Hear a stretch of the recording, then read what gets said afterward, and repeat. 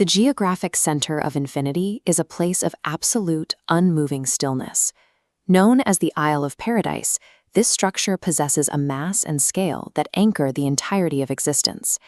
It is the first source and center, the precise origin point from which all energy, matter, and force in the master universe proceed.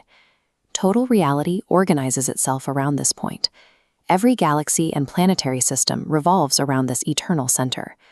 While the core is perfect, the 7 surrounding superuniverses are in constant evolution. These outer realms are unsettled regions where physical systems are still organizing. This first source is primal. It predates the evolution of the physical stars, existing outside the limits of cosmic space and the measurements of time. The universe functions as a centralized architecture, tethered to a singular, eternal anchor.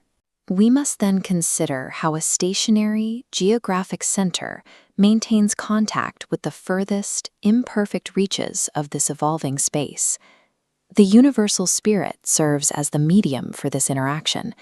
It is an invisible presence that permeates the cosmic void, acting as a bridge between the absolute center and the moving periphery. This spiritual presence passes through material barriers and ignores physical distances. It reaches into the most immature evolutionary worlds without being restricted by their limitations. Physical distance is irrelevant to the Creator's immediate influence. The reach of the first source is as potent at the edge of the cosmos as it is at the center. This connection eventually narrows from the scale of galaxies down into the individual human mind. The first source provides a direct, pre-personal fragment of itself, the thought adjuster, embedding within mortal consciousness. It silently aligns the mind with spiritual values, drawing the individual's choices toward the perfection found at the universal center. This creates a unique state of existence, where a primitive biological being of animal origin carries an absolute divine endowment. Connection to the infinite is achieved by turning inward to align with this spiritual core, rather than by physically traversing the universe. Because this internal presence communicates with our will and reason, it suggests the cosmos's source is more than unfeeling physical laws. Nature and its mathematical constants are the tools of the Creator, but they do not describe the Creator's entire nature. The first source is not a blind cosmic force or a cold abstraction. The first source and center is the acme of divine personality. It possesses the volition, the purpose, and the conscious intent required to design such a structured reality and then indwell the minds of the beings living within it.